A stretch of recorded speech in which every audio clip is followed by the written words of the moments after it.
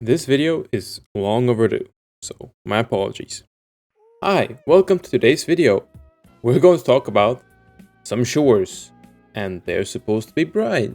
Personally, I don't really agree. Here's some context.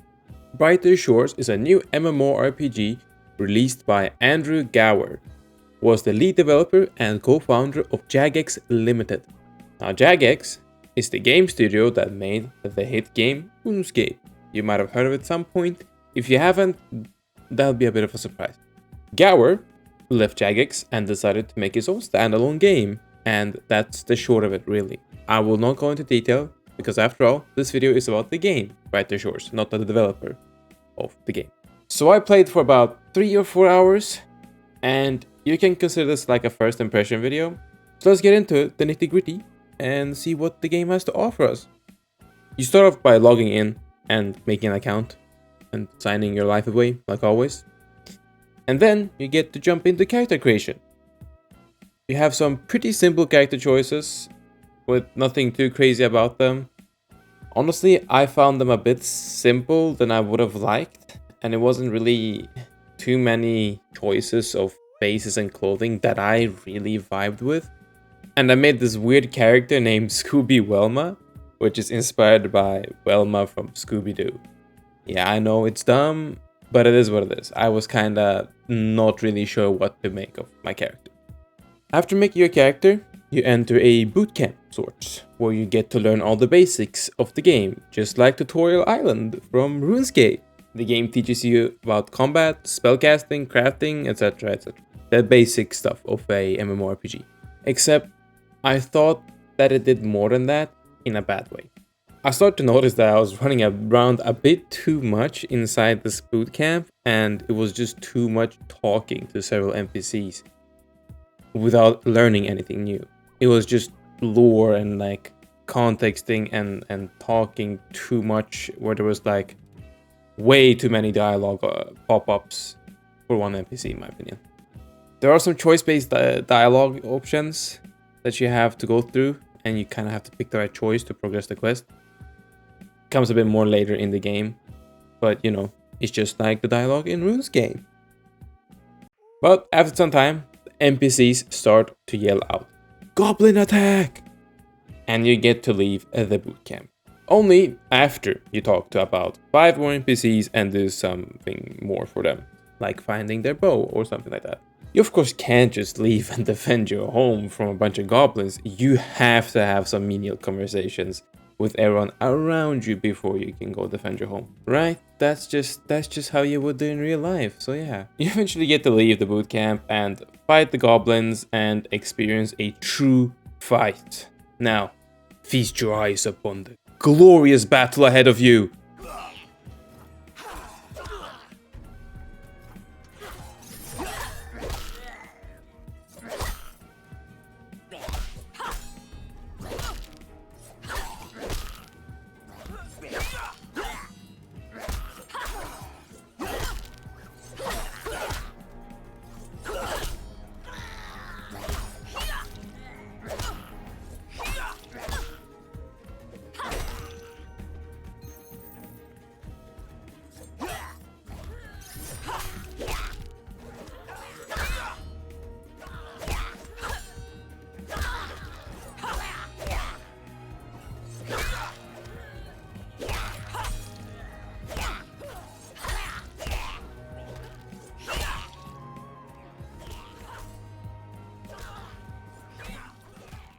Yeah. Okay, let's talk combat. The combat is a bit different, but not unlike RuneScape. You initiate the combat and it auto battles it for you. There's some invisible rolls for, you would hit the target, and then if you do hit the target, there's some invisible rolls for the damage. So you can see that your damage numbers vary somewhat greatly. I noticed at some point I was doing between 7 and up to like 15 damage on my weapon, which felt a lot of a difference. But doesn't matter. Unlike RuneScape, there is a choice to switch between weapons mid-fight and have 2 different weapon sets on you. So you can have different damage types, for example. You can have a bow and a sword for ranged / melee combat, or you can have more elemental specific or attribute specific weapons to do specific damage type to specific enemies, for example. Min-maxing of sorts. That's a bit different, and I didn't dislike that system. Although I didn't get to experience it because I didn't find any, how to put it, weapons that need to be switched to mid-combat to do more damage, or elemental attributes to the enemies. I didn't really get to experience that part, although the mechanic is there. I've also read that there's special moves in the game to the different weapons. You get to learn them as you learn the classes. And let me highlight the word read. I didn't get to use any, since I didn't play the game enough to get any special moves, or even get to learn about them in the game. I just heard about them from external sources. So the combat is pretty simple, and quite RuneScape-ish. You can still move around in the combat just like RuneScape, and reposition the enemies. And there is even safe spotting. And if you don't know what safe spotting is, it means that you can place yourself correctly on the map tile in a way that you will be able to hit the enemy, but the enemy will not be able to hit you. So it's a safe spot for you to abuse the game mechanics, just like RuneScape. But that's all about for the combat. Let's move on. So let's talk about the world before we move on to the questing part. The world looks super cool. I like it. I really like the graphics and the setting it puts the player in. It's a charming place. It's a cute and cozy, like a harbor town that you play in. And it all just looks nice. It's nice graphics, nice textures. It's a cozy, warm, art style and color palette, which is super nice in my opinion. And let me explain how the actual map works so you understand how the world is built. The map is separated into map tiles. And don't get confused with the tiles that you walk in. The map tiles are not randomly generated. Instead, everything is already pre-placed on the map, so it's not like a dungeon crawler and everything is new, except everything is there already. You traverse between each map tile, and it's like entering a new mini area every time. If you've played something like Warframe, the Warframe map tiles are the same, or if you played like a roguelike, like Enter the Gungeon or Binding of Isaac or any roguelike really, those are randomly generated map tiles. It's not randomly generated, but the map tile part is what I'm trying to get at. Each area has this, obviously, like an invisible loading screen that you go through, and in every area you actually get to see other players. It is an MMO, you get to see other players, so you get to run around and interact with them if you so wish. You can friend them or talk to them and whisper and whatever. There's no partying feature, and I'll get into this a bit later in the video. But aesthetically wise and graphic wise, I like the game visually a lot. It's super charming and appealing to me. Looks neat and nothing sticks out and seems harsh on the eyes. It's just nice. It's a nice way. It's a nice thing to look at. Now, let's move on to questing, which I did not like. Now, let me make something clear. I played a really good bit of RuneScape this year, actually. So I have a very good fresh memory of RuneScape. And I spent like several months playing it, because it was actually my first time playing it. I hate the questing in RuneScape. The lack of direction and the need for deduction is time-consuming and unnecessary in my opinion. Yes, it's a super cozy story way telling and experience and immersion putting way. Some people enjoy it, but I think it's an old design that needs to kinda die, in my opinion. Not fully, obviously, but the way RuneScape does it is a bit dated and it needs to be a bit updated. And it has, thanks to several dozen of YouTube videos. Slayer Music 1. And mods, and the in-game guides, and quest arrows, and tabs of information.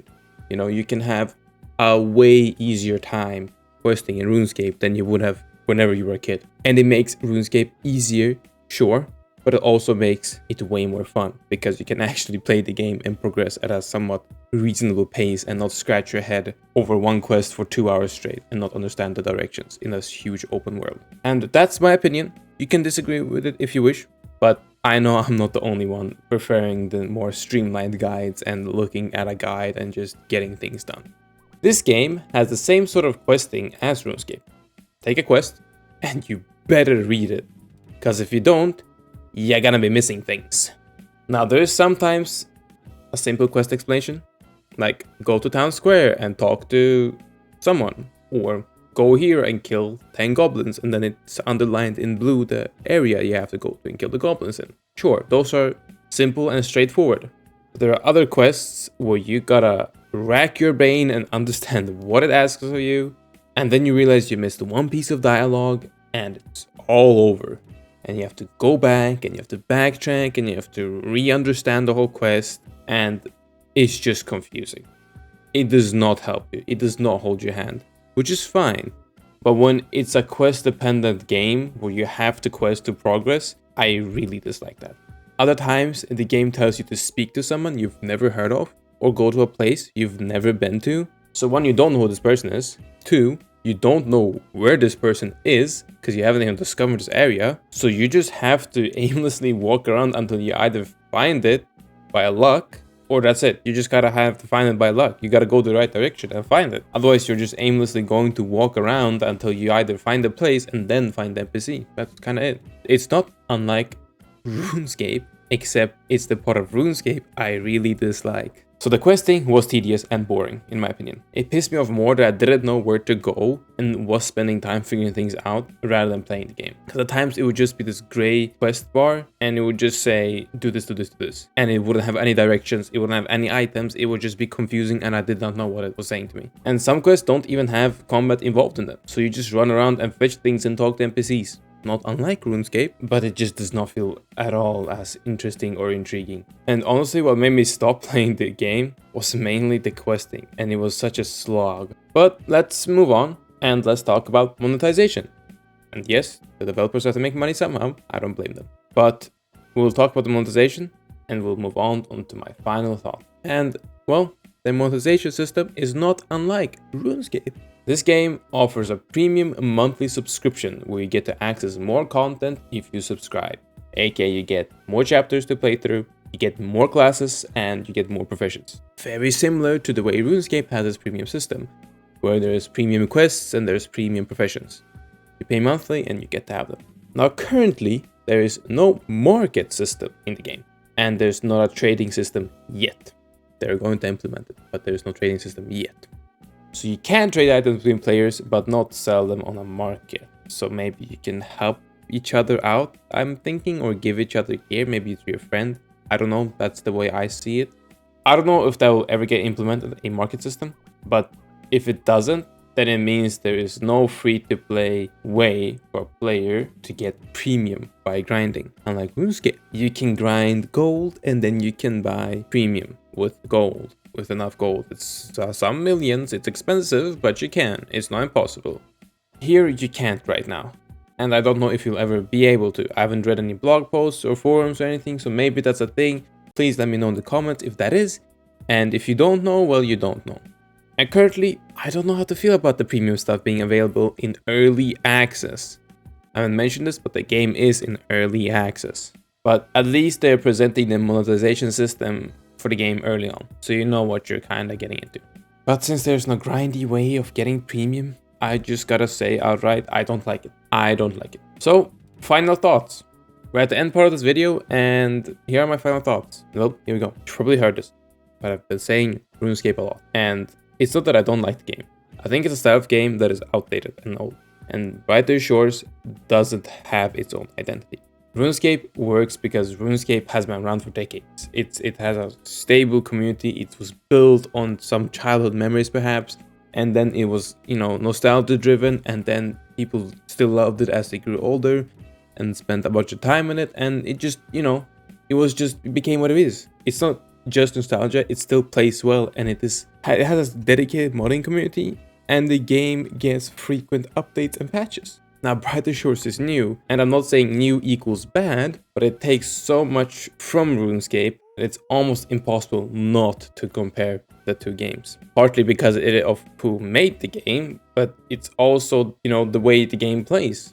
It's extremely similar to RuneScape. And yeah, RuneScape has some sort of monopoly over, that sort of MMORPG style. With tile-based combat, tick-based combat, story-driven MMO where you have to go through conversation and you have to quest, and it's a super grindy gameplay with a bunch of professions. Yeah, they kinda are dominating market with that. And I'm not saying a saturated market is bad. No, you should have a saturated market. But you got to bring something different to that market for people to be interested. I don't believe that it is different enough.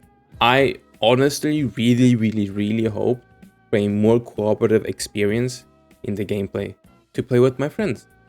I thought Brighter Shores would be more co-op oriented, just like RuneScape, but maybe more co-op. That would have been distinct enough for me, honestly. You add everything RuneScape has and have like more partying system and play together with friends, yeah, man, that would have been amazing. Maybe you would be able to just fight the same goblin 3-on-1. That would have been so fun. Fight the same boss together, which you can do, but a bit simpler. Fight the same elite, fight the same group of enemies together, and contribute XP to each other and whatnot. Progress quests together and whatever, right? I was hoping to have way more interactions with my friends, but I found myself just running around side by side with them. And that's kinda it. What I really miss with RuneScape is the whole co-op experience, really. It's a super fun game to play alone and grind, but I want something more than just asking, what have you done today? What gear do you have? Have you done this painstakingly long quest, you know? And it's kind of disappointing in my opinion. So I do really hope the game gets better in the future. Maybe at full release it'll be something different. I don't know, but I'm honestly sick and tired of trying out and playing early access games, and it just doesn't motivate me to keep playing a game that has no end game or ending or an uncertain future. It just isn't fun. And I get that maybe the game developers want some support early on, sure. I don't know, there's been so many early access flops. I know I'm not the only one feeling this way. I currently wish the best for the dev team, but I don't see the game having a bright future. Well, that's all for me. That was a kinda ranty video, first impressions, but hey, it is what it is. Let's talk about this in the comments. I know I say some hot topic shit sometimes, and you can feel free to disagree with me, tell me off in the comments. So what are your thoughts on the game? Will it get better or stay in the shadow of RuneScape? As always, consider leaving a like and subscribing. I'm a small channel and any support would mean a lot to me. And I still appreciate you guys as always for giving me some views and, you know, talking to me and liking to me. I appreciate that. But like always, I'll see you in the next video.